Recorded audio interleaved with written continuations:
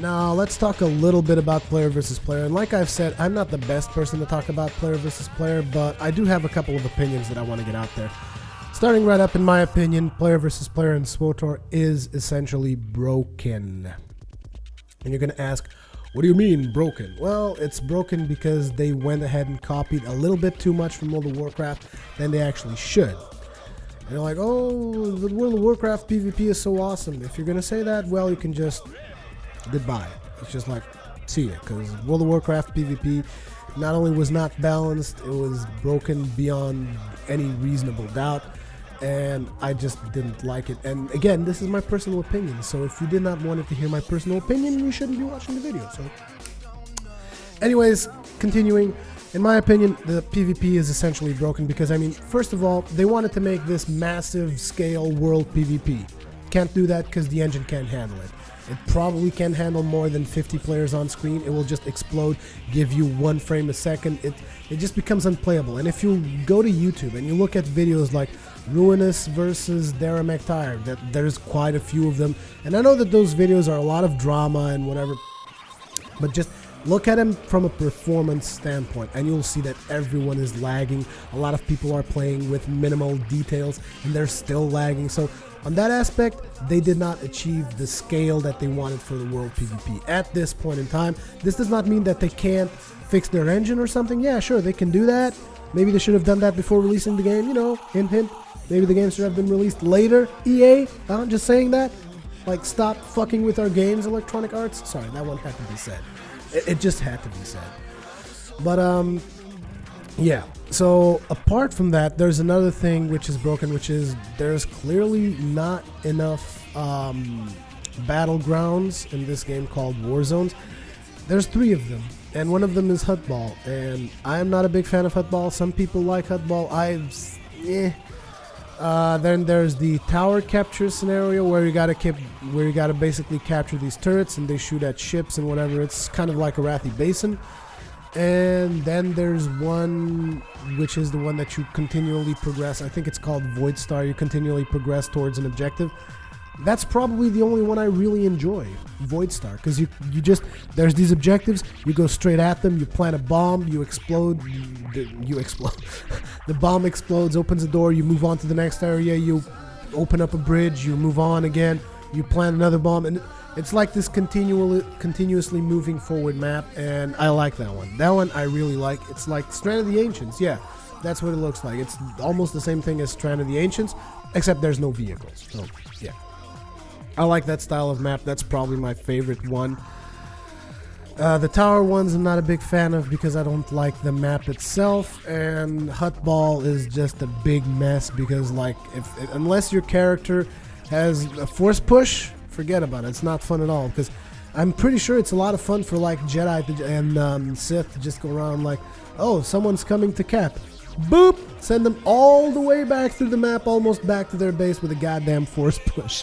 I'm pretty sure that's fun for them, not a lot of fun for the person that are just being pushed around.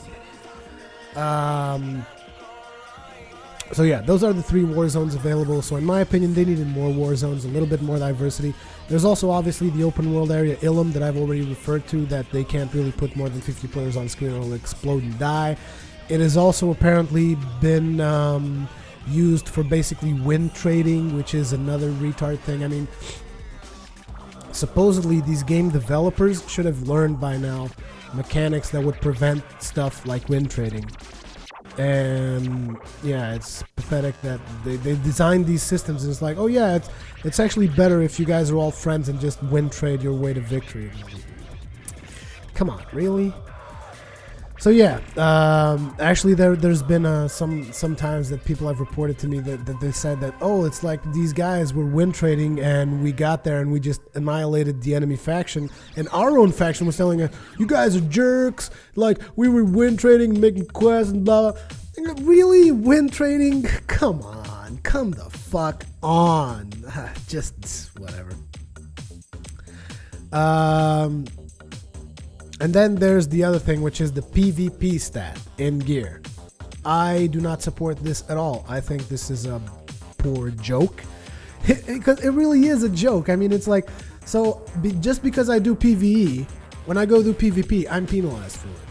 It's like, oh, you want to do PvP? No, you got to do just PvP and make sure that you get gear just for PvP. And you guys are going to be like, why don't you do both? Because I don't have time. I don't have time to like gear myself up for PV and then gear myself up for PvP. I promised myself I don't want to play like this same game like 24 hours a day because it's boring. I mean, they need to support people like, okay, you want to do PvE? Fine. Your PvE gear will also work on PvP. You want to do PvP? Fine. Your PvP gear will also work on PvE. You guys saying, oh, but it does work. Yeah, it kind of works okay for PvP. I mean, all they do in PvE situations is do slightly less damage. Not a big deal, right? Well, the PvE players, if they go to PvP, they get annihilated in like one shot. I've literally been one-shotted. Back in the days before they did the whole just level 50s bracket, like they would put a level 50 player in the same battleground as a level 10 player. And sure, they like upscale your stats to level 50, but what about gear? What about skills? I mean, do you guys not think about this at all? I mean, like, yeah, sure, like I'm gonna really make a dent on that guy that has like plus God knows how many expertise and just rapes me in one. I've been literally incinerated in one hit with my sage. I have a level 30 something sage and I'm a healer and I'm just like, well, healing stuff. All of a sudden, like this friggin' Sith Marauder comes up and just like explodes on my face and I die in one hit. I'm like, well, yeah, that's awesome, yeah. So yeah, you have that expertise stat or whatever the hell you want to call it, and to me that is just retarded. It shouldn't have been done, and no other MMO really should do stupid shit like this because it basically segregates your player base. It's like there's the PvE player base, there's the PvP player base. The two shall never meet. And I don't agree with that. I think that PvP players should be able to be as effective as PvE players in PvE and vice versa. It's just two different ways to play the game, but they both should be effective so that a PvE player could enjoy PvP and a PvP player could enjoy PvE. I mean, I'm sorry. That stat, shove it up your ass. I don't care. It's the same thing as resilience in World of Warcraft. Shove it up your ass too. I don't care. And people go, oh, they make too much damage then. Well, make skills work differently in PvP then. It's not that hard. Make skill. It's like, oh, this skill makes too much damage for PvP. Fine. Slice it down. All skills make 70% damage in PvP. Done. Why is that so hard? And people, oh, but then the skills and it's gonna be different. And well, World of Warcraft was already doing it by the time I left with fucking Mortal Strike. It's like, oh, Mortal Strike only does 25% reduction or whatever. So who cares? I mean, seriously, just make skills make different things in PvP. It already works for some skills like, excuse me, like for instance, your CCs. If you go around in PvP and you do one of your CCs that's supposed to last 60 seconds. On players, it doesn't last 60 seconds. So it's already a skill that works differently in PvE and PvP. I don't understand why this is so hard to comprehend. So yeah, there we go. That's it about PvP. I'm not going to address PvP anymore. So now let's talk about something that is extremely important for this particular MMO, which is story. So this MMO, as they've said themselves, is really about story, and I've written down a couple of notes here that I would like to tell you guys about that. So basically, something that I really enjoy about this game is that this game is basically like World of Warcraft meets Mass Effect and sprinkles Star Wars skin on it. That's basically what it is. World of Warcraft, Mass Effect, Star Wars skin. So Mass Effect style dialogues make for an incredible experience, especially if you have more players present and each player actually role plays their character, as opposed to skipping dialogues or making ridiculous choices. So what does this mean? It means that if imagine playing a Mass Effect game with a friend and both of you can make choices on dialogue, each of you will role play your own character. And I mean like role play your character. I don't mean it's like, oh, I want to be light side, so I'm just picking light side choices. Yeah, that's fucking stupid. I'm sorry. If you role play your character, there's going to be instances where your character should pick light side choices and instances where it should pick dark side choices. But we'll address the dark side, light side system a little bit ahead. It's just the Mass Effect thing, the Mass Effect dialogue thing is what sold me on the game. It is my main thing that I love about the game is the dialogues and the options, and I love it. Okay, that's the thing. However, unfortunately, you will soon notice that several dialogue options will make your character repeat the same one-liners. Like for instance with the smuggler, which is the character I've been playing the most, several times your character will just say, "It's so hard to be humble, knowing how great I am." And sometimes you'll even be able to predict that he's going to say that. Some other times it's the one-liner that's, "You people are a whole new level of hopeless." Yeah, he says that a whole bunch of times on several, and it's the exact same line. So, I mean, they could have done, you know, a little bit more phrases for your characters. I mean, yeah, like the trooper also has one, I believe, "You stab me in the back, I shoot you in the face." And he says this one-liner a whole bunch of times as well. So there's several one-liners that could have been, they could have made like 2 or 3 different sentences just so that it's not the same thing always and always and always and always. Sometimes you'll even be able to know what your character is going to say before he says it. Yeah, pretty much. The other thing is, several of the dialogue choices are also irrelevant to the unfolding of the storyline. And you're like, what do you mean? Well, it means that like you can act like an idiot and things will happen the same way as if you acted like the best guy in the world. Which is kind of disappointing. I mean, they made this whole story thing, but everything kind of converges at some point. And you'll notice that a lot of the dialogues just converge into this one dialogue line that will basically be the decision that happens. Like for instance, a lot of situations even, it's like, oh, I want to spare this one guy, so you get light side points for wanting to spare him, but in the end the guy just rebels and attacks you anyways. Whereas if you go dark side, you attack him, but it doesn't matter, the end result is the same. The guy's gonna die. The difference is you're either gonna get light side points or dark side points. And I wish there was more in the story that would actually allow you to, you know, make a difference. I mean, these things needed to branch out a little bit more. Because, I mean, if you're going to put storyline into the game, you should have, like, allowed several different things to happen. And in some situations it does, but those are very few and far between. Most of the time, you'll notice that your dialogues will kind of, like, be like, oh, there's this big branching out thing, and by the time you're done with your dialogue, regardless of whatever choice you made, it's like this.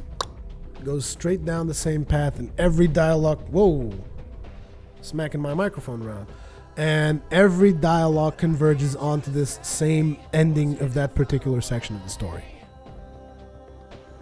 Okay, something else is that suppose you have your companion out while you're doing a dialogue. The dialogue choices might actually change according to the companion that's with you, and your companion will actually interact in a certain way with certain conversations, which is a good thing. And also, your choices will change the affection that your companion will have with you. Like, let's say you do a choice that a companion wouldn't particularly like, you will get negative points depending on how serious what you've done, the thing that you've done is. Like, it's been as far as losing 75 affection with your companion, which is quite a bit. And that's a good thing, because it kind of makes you feel that your companions are not just these mindless robots that are there, despite the fact that they actually are. But it kind of gives you that illusion, that immersion, that they're actually like a real character, and it puts you, basically it makes your companions more human, so to speak. And it's a good thing, because the relationship between your character and your companions is also something that's incredibly interesting in this game. Certain choices that you will get to make during dialogue options are also incredibly interesting if you are immersed in the story. If you're really like into role-playing your character, like let's say you're this smuggler guy and you just want to make money, but you also like care a little bit about the world, whatever.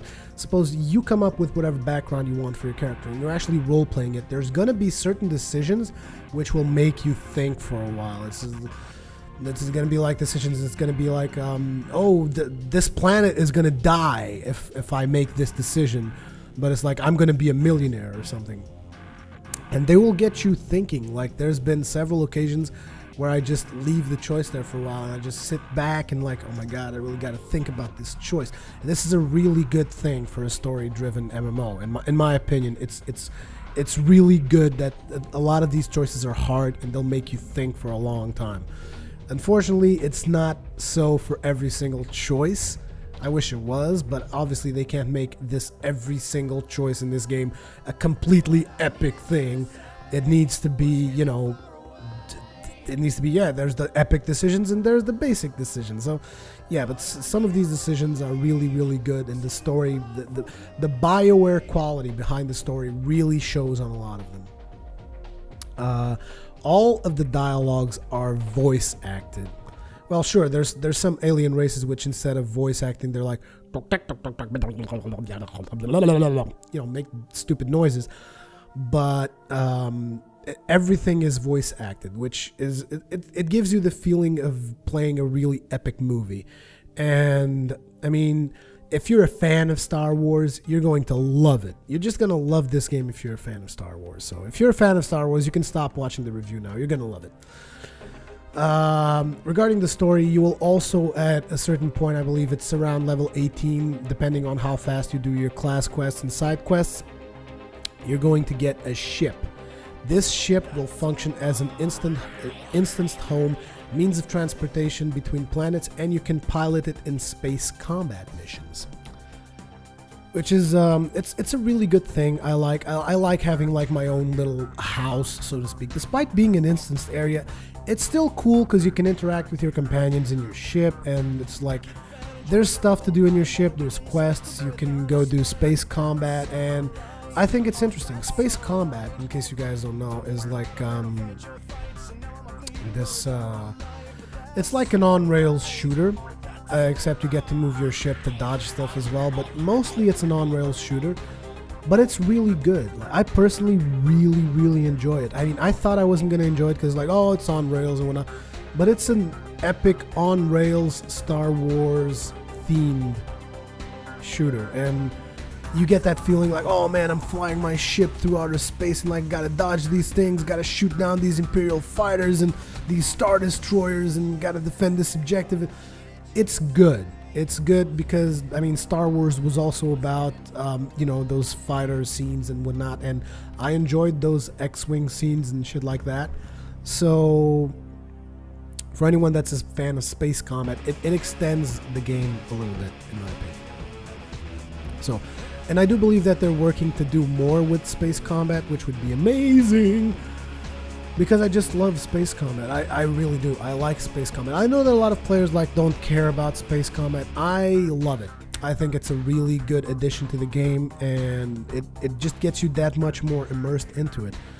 Of course, you get the feeling that after a while it's daily quests that you do for space combat, but it's still it's cool. I like it. I like doing those on-rail scenes. The other thing about story is that each basic class, not your advanced class, because you know how each class basically branches out into advanced classes, but each basic class, like the Sith Inquisitor, the Jedi Counselor, the Trooper, the Smuggler, each of these basic classes get their unique quest line besides the standard quest lines everyone gets. So, like for instance, if you play a Smuggler, you get a unique storyline completely different from the Jedi. And that is a really good thing. And I feel that these class quests are usually the height of the experience. And the Smuggler one, I love the Smuggler story. It's just amazing. I think it's really good. But I don't know. It's basically a lot up to personal preference. Some people will like some stories. Other people will not like some stories. It's whatever, but I just think that it's nice that you can roll an alt and you can have a completely different main storyline, and if you actually switch factions, you can have completely different storyline altogether, even with side quests and everything. And I think that's a good thing because, again, the story really gets you going with the game, in my opinion. And if you're not playing the game for story, if you're skipping dialogues, if you're one of those guys that just wants to, like, you know, put on your music, switch your brain off, and mindlessly grind, in my opinion, this game is not for you because you're going to just grind all the way up to level 50 and you're going to be bored. Like, I have not reached level 50 yet, and I'm not in a big hurry to get there. I have my Smuggler. He's almost level 50. I feel no pressure whatsoever to get level 50 because there's so much content still in between me and level 50 that I can just enjoy the content at my own pace, and I feel no need to rush to 50. That's just me, though. I know that there's a lot of people who just boost their way to 50 and grind and whatever, but That's just wrong in this game. You're not supposed to grind. It's a story-driven MMO. There is no grind. Well, I mean, I'm actually lying now. There's a couple of grind quests, and BioWare really certain quests that just like, oh, go kill 40 of these things. It did not need to happen, but I'm going to address those in a little bit. Right now, let's talk a little bit about the dark side, light side system, which is something that, in my opinion, kind of breaks the whole point of the game. And you guys are going to be like, oh, what the hell is he talking about? Well, here's the thing. It sounds like a good system on paper because it's like, okay, you're a bad guy, you get dark side points. You're a good guy, you get light side points. Sounds good. Problem with it is they've attached gear to it. And that is where they completely broke the system. Because at this point in time, on the 27th of January, there is no gear for neutral classes. No gear. It's like, if you're neutral, you get basically penalized. Like, for instance, my dude is level 48, my smuggler, and he's neutral, and basically I can't wear a single relic. Yeah, I'll be able to make relics eventually with datacrons that I find and whatnot, but I can't use a single relic because I'm kind of neutral. And you guys are wondering, so why didn't you go all the way light side or all the way dark side? Because I'm role-playing a character, and it doesn't make sense. Like, why would I want to go always light side? Because of gear? No, I care more about the story than I care about gear. So I made light side choices and I made dark side choices. Like, I shot down the Imperial fleet in Kadamimu, but I've also saved explorers on other planets. It's just, you know, it makes no sense to attach gear onto that, because at a certain point you basically have these players which are metagamers, and what they do is like, oh, I want to wear light side gear. So every single time an option with the dark light side system comes up, it's not even a choice to them. They're just like, oh, which one's light side? Boom. Light side? Boom. Boom. And they'll just go all the way light side, regardless if it makes sense for their character or not. And the same thing for dark side. Players that want to wear dark side gear, they're going to be dark side all the way. It's like, oh, the choice pops up, is it dark, light? Dark, okay, dark, boom. I've actually been asked, I'm not even kidding you, I've been asked in game, are you dark side or are you light side? And I'm like, I'm whatever the fuck I feel like. My character is not dark or light. He picks whatever makes more sense at the time. And yeah, in my opinion, the dark side, light side system is just broken. What they need to do, completely disassociate gear with light side and dark side. Let the players wear whatever the hell they want without requirements for light side or dark side, because it just makes no sense in my opinion. Oh yeah, also the other thing with the dark side, light side choices is a couple of choices will make no sense for certain classes. It basically seems that this system was designed just thinking about Sith and Jedi. Because I mean, picture this, a Republic trooper on Kadamimu, right? It's this planet that you'll eventually get to. You have to save it from this dictator or whatever, and when you get there, he's got these missiles, and you got to shoot these missiles. They're just going to have to be shot. And the thing is, you need to pick a target. And you can pick an uninhabited moon or an Imperial fleet. Now, why is, for a Republic trooper, why is it a dark side choice to shoot missiles against an Imperial fleet? We're at war. The Empire is attacking. I mean, as much as the game tries to make it believe, oh, there's this peace treaty. Peace treaty my ass. We're at war with the Empire. So shooting missiles at them as a trooper is perfectly acceptable. The dark side choice should be shooting missiles at an uninhabited moon, because you're wasting precious resources that could have been used to fight against the Empire. You're basically sabotaging the Republic by shooting missiles at an uninhabited moon. So I'm sorry, but it's like dark side, light side choice makes no sense.